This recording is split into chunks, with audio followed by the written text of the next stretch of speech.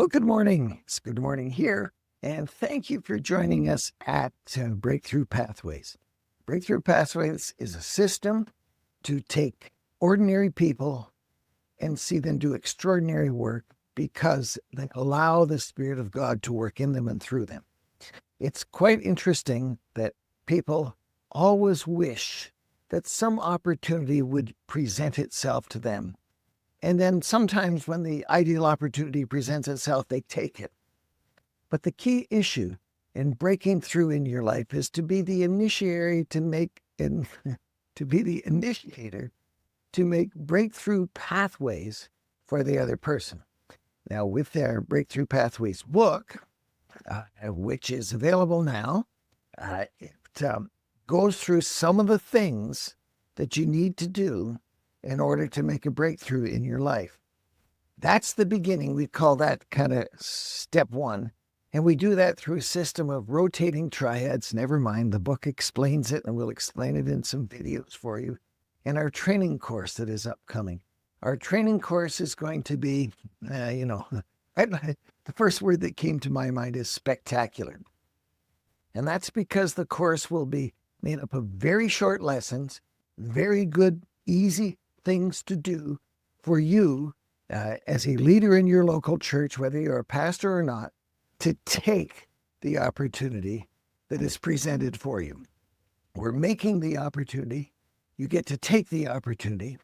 And what we find is that in most churches, under most situations, they wish there would be a better opportunity for them. And they're willing to take the opportunity that costs the least in effort, cost the least in a change of mind, cost the least in money, and so on. And they don't want to actually drill down deep, roll up their sleeves, and make something good happen. Those kinds of opportunities seldom work. I'm going to tell you that the Breakthrough Pathway system is as simple as we can possibly make it. It's totally affordable for anybody's church. It's something that's going to be totally available to you. The book is out. These podcasts following through on some elements of the higher levels of discipleship that we don't even deal with at the beginning in Breakthrough Pathways. Once you break through and you get on the right pathways and you put the right things together, then you can make a significant difference with others. And I'm going to tell you that one of the shocking things that happens to people when they find a breakthrough in their own life, they say, oh, wow, everybody will want this. Everybody will not want it. Many, many people will say they want an opportunity, but they won't take it. And then they won't on themselves do their own thing and make it. So really what they're doing is just faking it. So it's all up to you as to what you can do to make things work. You use this material at the higher level. I call this the sixth rung on the ladder. This is the remaking of the training of the 12. The book is in production right now, having been redone. I've explained this before, but having redone into more modern language. This was originally written in 1870, but it is so relevant today, and it goes through the Gospels. And I'd read it before, but I so much wish that I had studied it before. But of course, to teach it to you, I had to study it. And today's lesson is one that stands out. And honestly, until I drilled down into it, I didn't realize that this particular incident in the life of Jesus is recorded only by John. And it is the one initiative that I can think of, and there may be others, where unexpected people came to Jesus to see him. They didn't necessarily come to be healed by him. Now, usually it's self-interest that causes people to come to Jesus in the first place. Their own sense of something missing in their life, their need for a butler to bring them what they want, to bring them satisfaction is, that's why Jesus exists, just there to put himself into your life to make your life easier. Lots and lots of people come to Jesus that way. Think of the feeding of the 5,000. There were maybe 15,000 people that had a free lunch that day. And they came and they listened, and Jesus did present information to them but how many actually latched onto it? Well, we do know that after the resurrection, Jesus at one time appeared to a group of about 500 brethren, and we're not sure how brethren-y they were, that is, as to how close they were in following Jesus. But my guess is that of the 500 that Jesus actually physically appeared to after the resurrection, not all of them got it. And so it was hundreds. It wasn't thousands, even though he fed thousands. And that's something that's so hard for people to get used to. There's always going to be a ratio, and people who get it and people who don't. And it will be maybe 1 out of X. And we don't know if it's 1 out of 10,000, 1 out of 1,000, 1 out of 100. But what I can tell you for sure that is if you ever get to 1 out of 10, count that as revival territory, but you'll never get to 1 out of 1. Now, this particular story that John tells us, and my wife says I got too many questions. And I have lots of questions. And by the way, curiosity is one of the key characteristics identified by psychologists as being useful and productive in the people who actually make opportunities for others. But I digress. This particular story is the one that I know of off the top of my head. I'd have to go through all the Gospels to look to see if there's these characteristics. But there's an outsider here who, at their initiative, come to see Jesus. Well, you got to go and look at it, and I hope that you will.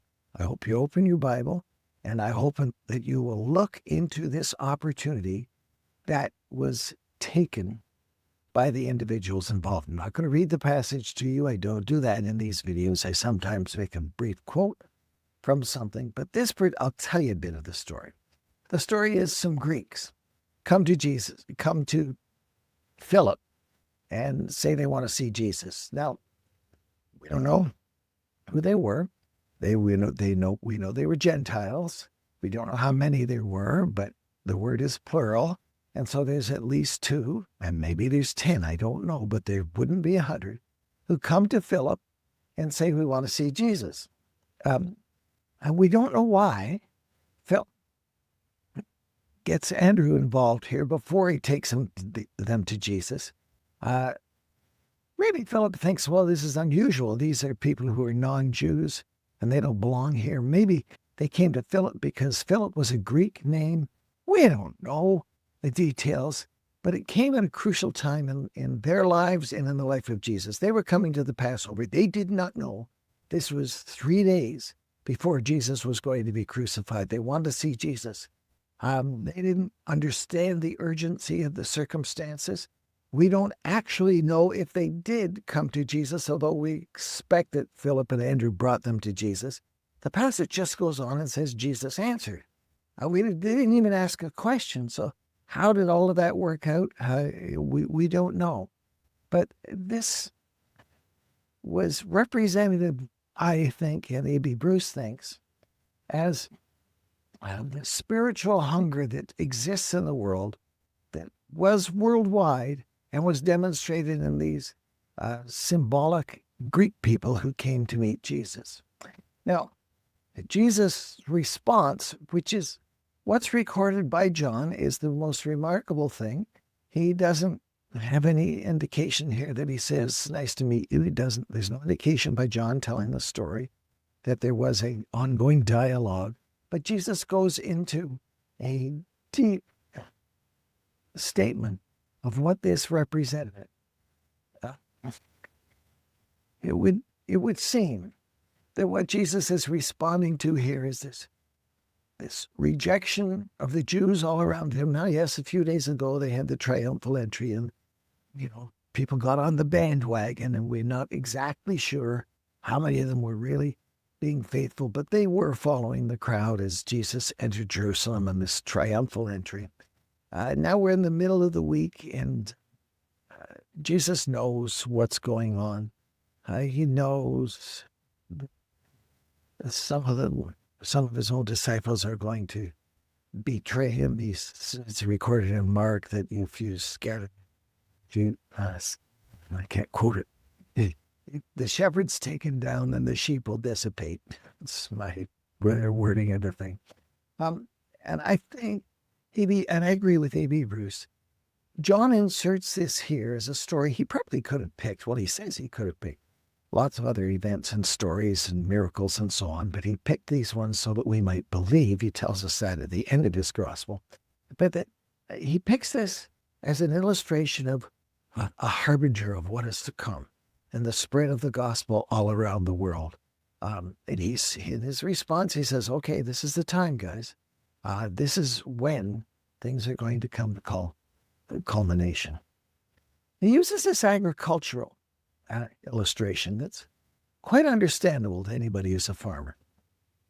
A seed it must be planted, or sometimes plant itself, in the ground, and it must die in order to germinate and produce the next crop that will be a multiplier factor of 30, 60, 100, according to Jesus, where the one seed becomes something great. If that seed is not put into the ground, then it will not produce. It will just rot. And Jesus is hereby saying that there's going to be a tremendous sacrifice involved. And they no doubt the disciples are going to say, yeah, we got it. And they have no idea. They still have absolutely no idea as to what's going on. Even a couple of days later with and we'll get to that, we call the Last Supper. They're going, they don't get it. They don't understand, but it didn't mean that it wasn't worth Jesus' teaching. Sometimes you have to teach things long in advance of people actually and getting it and getting to their aha moments.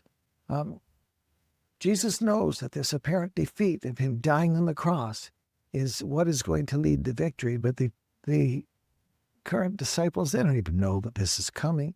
Yeah, they were given the clue, but they don't have a clue. They were given by several times, Jesus saying it, but they weren't buying it. And Jesus understands he has to go through this deep, dark valley of the crucifixion to see the exaltation of him and seated at the throne on the right hand of God and achieving all the glory that is yet to come. But this rejection on the cross was going to germinate and multiply into a worldwide acceptance of the message. There's so many times that death becomes the path to life. I'm helping a missionary friend of mine just get started on, pushing to get started on, writing the story of a particular small mission that was started by an individual Canadian back in the 1920s, and because it's in the Chad Republic, and this man was a missionary in Chad for many, many years, he recognizes that there's now 3,500 churches that trace it back to the sacrifice that this one person made. And he's long since gone. I had met the man as a teenager, but I didn't know him. I wasn't either impressed or not impressed by him. It was just kind of an old guy. Doesn't know much about him. My family was involved in that very mission, which has now merged with another mission. The name's long since gone. It made a huge difference in the continent of Africa because of the death of the seeds and some other seeds that died there with other people. And apparently, this man is writing this book, or pushing me to write this book, says the people in those 3,500 churches, they have no idea where the seed was planted, and he wants to leave them that legacy. That's a good idea, but what often happens is the great people whose names are long since forgotten have started great movements, just like Jesus was illustrating and doing in his life. Now, he says, if I be lifted up, I'll draw all men to myself. Amy Bruce says there's a double meaning of him being lifted up on the cross and being exalted in ultimate glory, and that the suffering is the root towards that exaltation. Bruce makes the point that this humiliation he went through preceded the exaltation that was going to become global and glorified around the world. I think that it may be that there's three meanings in this if I be lifted up. If the personhood of who I am and my work and all that I've claimed to be is elevated before people, then he will draw all men to him. I think that there's that third thing, the lifted up, referring to the elevation of Jesus because of the spreading of the message. Great global movements, no matter what they are, start from somebody who decides to make it. And that may be true in areas of sociology, areas of technology, even areas of psychological discovery. Some things that come and go, but we remember the names of, Freud is the most famous probably. And he probably had some good things to say, and a lot of people still rest in Freudian stuff. But there was Skinner, and I don't know, all those people I studied in Psychology 101 back over 100 years ago, they started something. And they got exalted to a degree. We live in a world now where few people would become mega billionaires. And we know their names, but they'll be forgotten in 100 years. And yet the name of Christ is still exalted. Until he comes back, it'll be there around the world. In some places accepted more, in some places accepted less. Let me just grab a whole cup. A sip of my coffee here. This was a universal vision that Jesus had. And that the Gentiles were included in God's plan. And so we have this group of Gentiles, no doubt less than a dozen. Well, no way of knowing how many, but we know it's 2+. They come and say, we want to see Jesus. And this is just the harbinger, the beginning of somebody who took the initiative. Some people who took the initiative, made the trip from who knows where to Jerusalem during the Passover. So they may have been converts to Judaism and on their way to the cross. We just don't know how much they know or didn't know, but they knew something was going on in Jerusalem apparently. But they didn't come for the Passover. They came during the Passover. They came because their big question was, we want to see Jesus. And that worldwide seed into the Gentiles, the non-Jews, essentially, is true. And it continues to be true in my life, a Gentile, a non-Jew, because of the initiative that some very few people took and the initiative that Jesus took to reach to those who were on the other side of that Jewish in-crowd. Okay. Now, Philip's the guy that came to. They don't know. Amy Bruce says he was a natural inquirer and seeker. Well, we do know that he was one of the initial group that came to Jesus according to John's Gospel and the early chapters. I'm not sure he was naturally curious or inventively curious, where he had changed his personality from settling for what was around him to saying, I've got to find him. And curiosity did matter whether it was built within him or not. He became a seeker.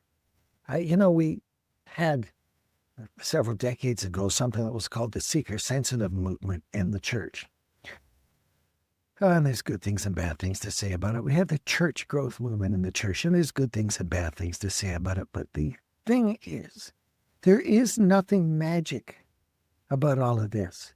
Somebody has to make it, and others have to take it, whatever the opportunity is. And I'm going to say for you that it was Philip who took the opportunity, because these Gentiles came to Jesus, to get Andrew involved. I think there's a whole other overlay to the story here of come and meet some of the people in my group, because I think that the relationships were one of the main features of how the New Testament grew. It did grow on relationships. It grew on families coming to Jesus.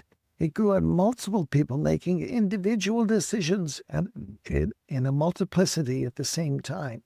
And this seems to be the event that John wants to elevate. He could have picked others that we don't know about, but he's elevating this as how this thing that was happening was a bridge between cultures. And there was always that need for people to make bridges from their own culture to the other culture.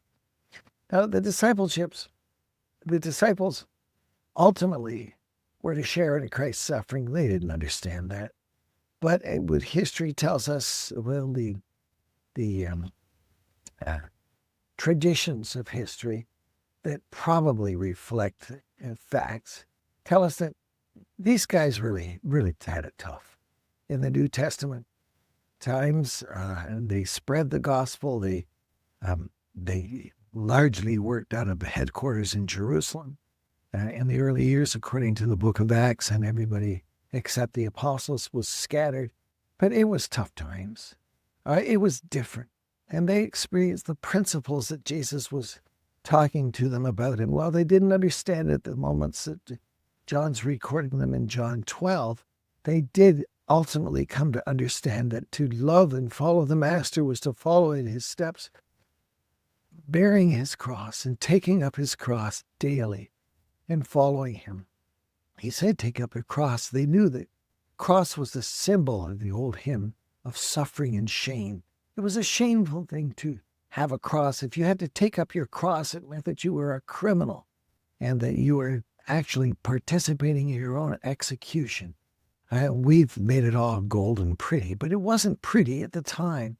But it was the taking on the ambiguities and the uncertainties of the suffering, not knowing what a day would bring forth, not knowing where the next dollar was coming from, that's where spiritual power is produced.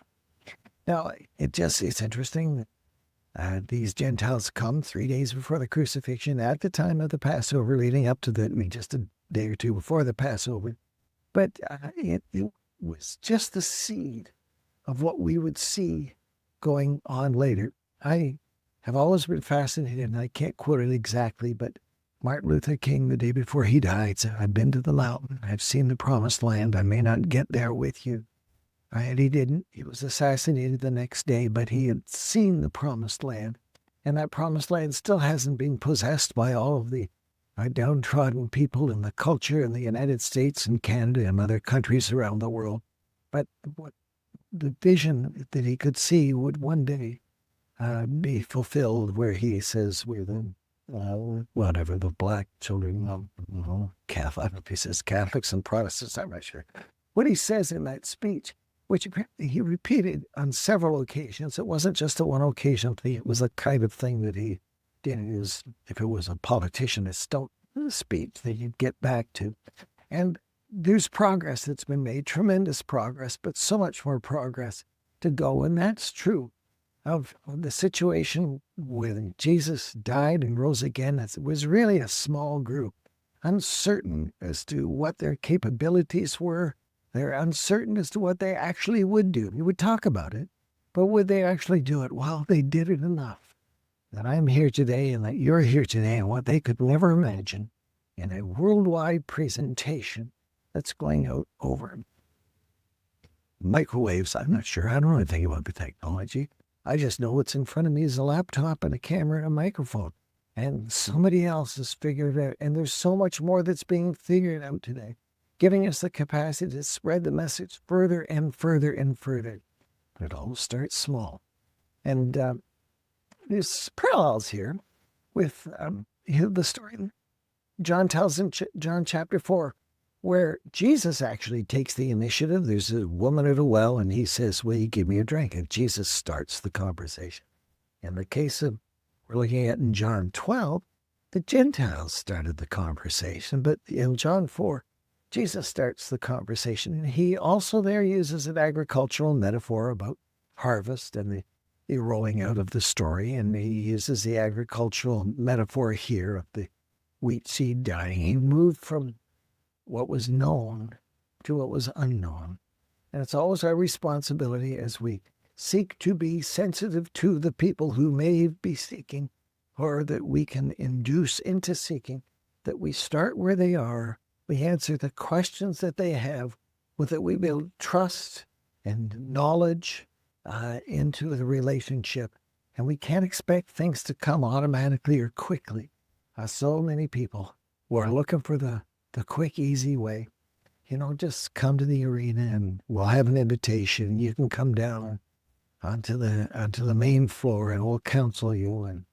And most of the people who go to those big events, and I'm not saying they're all bad, they're not, but they're supposed to bring somebody with them who's an unbeliever, but most people don't. Some people come to Christ because of that worldwide movement that has developed and responded today, as in our world today. The Greeks in this story, from 2 to 12 to who knows how many, were very active in traveling, paying their travel costs to get to Jerusalem from we don't know where, but from somewhere that was steeped in the Gentile Jewish culture. They took on the awkwardness of showing up in a place where they wouldn't be, by virtue of their being accepted into the group. People would look at them kind of askance, I guess would be the word. But they were demonstrating they had a spiritual hunger. They weren't saying, where's Jesus? We want to follow him. They said, we want to see him. They didn't say we want to follow him. Is it implied that they would become followers? Maybe. The passage doesn't tell us. It just says we want to see Jesus. And Jesus takes that as the springboard, the platform to explain how these kinds of events, with just that little kernel of interest, can become something great for the kingdom. And these great people represent me. It's amazing. There I am 2,000 years later talking about it. And they're my representative because the message came to my family. Both my parents came to the Lord at an early age, and I followed in there imperfectly in their imperfect paths and their steps. But I'm here today spreading the message that they wanted me to spread because they'd given their lives to spreading it as well. It is really, truly amazing what the gospel does. You can't see it at first.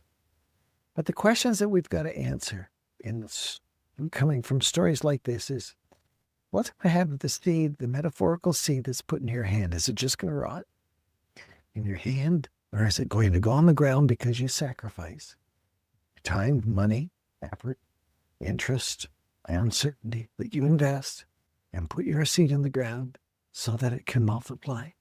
Do you care enough to pay a price?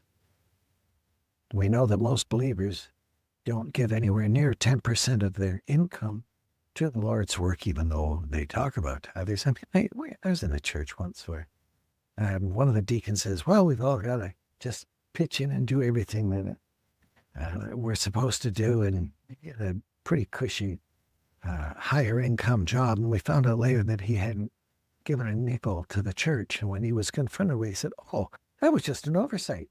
And the next day, a check of thousands of dollars came in. I'm not saying he was a bad man, but he was faking it.